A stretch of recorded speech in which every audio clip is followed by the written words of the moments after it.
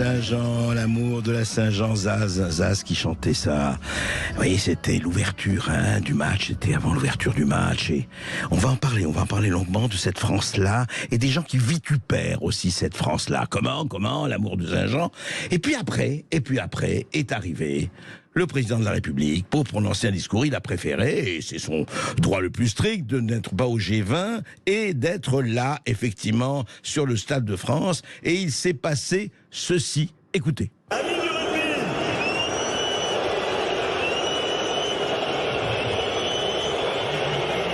pour nous tous, pour nous Français, c'est une immense fierté d'accueillir sur notre sol toutes les équipes de la Coupe du Monde de rugby et bien sûr nos Bleus. Qu'ouis-je, qu'entends-je? Vous avez vu, effectivement, il y avait des vivas, effectivement, pendant Zaz, et puis tout d'un coup, les sifflets. Mais quel sifflet? Mais un espèce de tsunami, de torrent. Je ne dis pas que les 80 000 personnes présentes au Stade de France étaient en train de siffler, mais quand même, devant les radios, les télévisions du monde entier, il y avait cette espèce de, allez, on va pas dire référendum, non, ça n'a pas de sens, cette espèce de vote. Et pourquoi ce vote? Alors, il y a eu tout après ça, et évidemment. Et je voudrais juste répertorier les choses.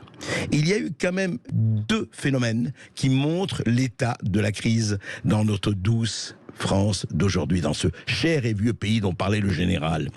D'abord, effectivement, on montre un Jean Dujardin, baguette, béret basque, baguette, etc. Voilà, la France rurale, la France de toujours, etc.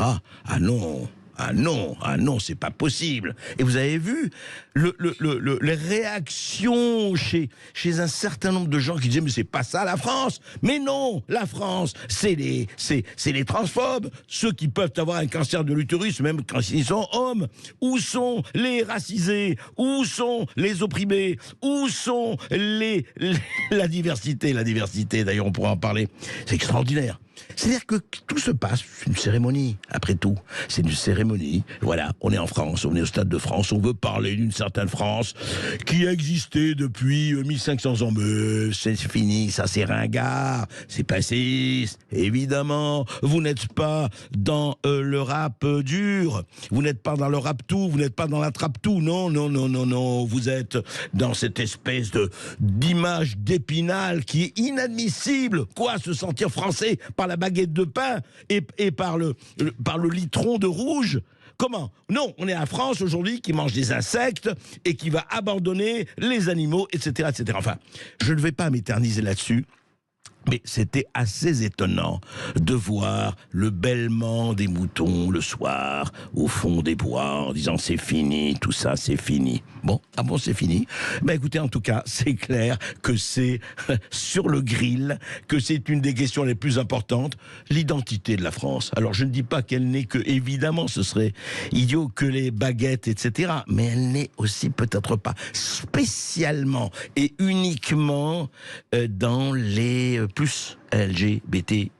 Je n'ai rien contre les LGBTQ+, mais peut-être qu'on pourrait accepter que dans une cérémonie comme ça, comme la Coupe du Monde du rugby, on pourrait peut-être accepter d'avoir une image de la France.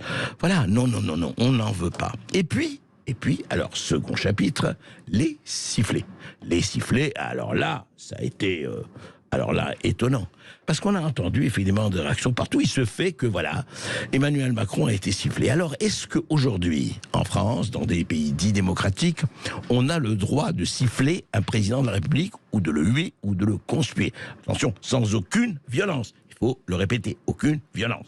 Des sifflets comme il y a eu des casseroles, vous vous rappelez, il n'y a pas si longtemps. Eh bien, apparemment non, par exemple, pour la députée Aurore Bergé. Écoutez.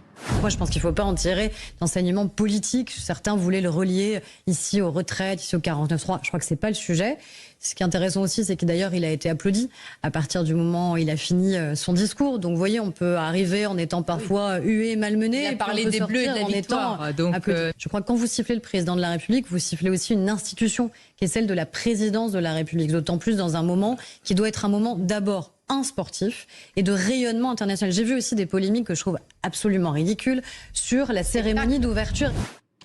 Voilà. Alors, critiquer le président, c'est critiquer une institution. Et c'est ce qu'a dit également Jean-Marc Dumontet, l'homme de théâtre, le propriétaire de théâtre et producteur Jean-Marc Dumontet, qui a tweeté ceci.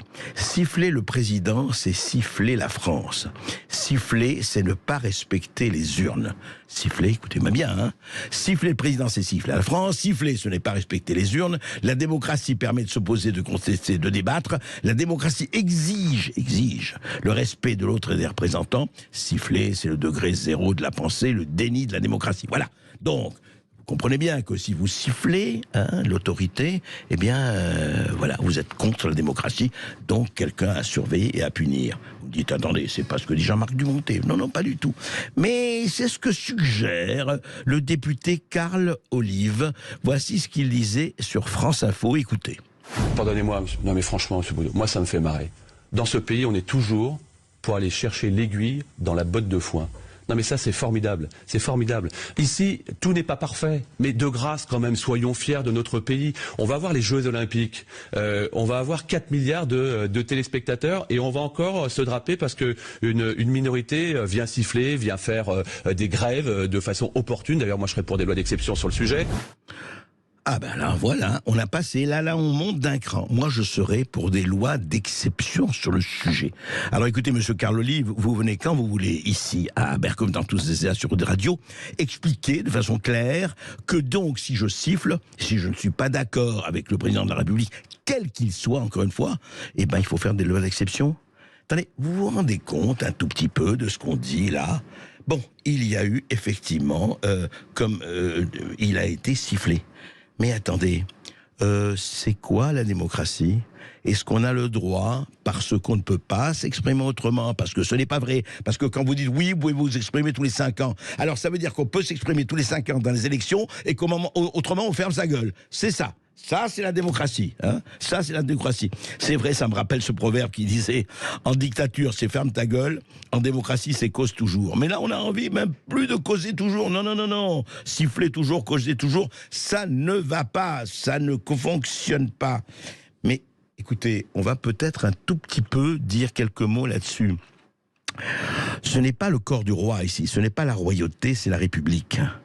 Et la République, eh bien, vous savez ce qui se passe ? Quand il n'y a pas de contre-pouvoir, quand il n'y a pas assez de contre-pouvoir, quand il y a des gens qui sont aujourd'hui, majorité comme opposition, uniquement sur le registre du commentaire, que nous soyons dans le registre du commentaire, d'accord ? C'est notre boulot d'éditorialistes, d'écrivains, de journalistes, etc. Mais que eux, qui ont prétention à légiférer, qui ont prétention, et dont c'est le job, et ils sont payés pour ça, pour faire des lois, pour les acter, pour ne pas être décor. Qu'est-ce que vous voulez quand on voit que c'est le 49.3 qui fonctionne pratiquement au quotidien, quand on voit qu'un certain nombre de choses ne sont pas tenues, eh ben les gens, qu'est-ce que vous voulez ? Oui, quelquefois ils prennent des avions, c'est pas très bien. Ils prennent des ULM, ils commencent à discuter, et ils mettent des banderoles destitution.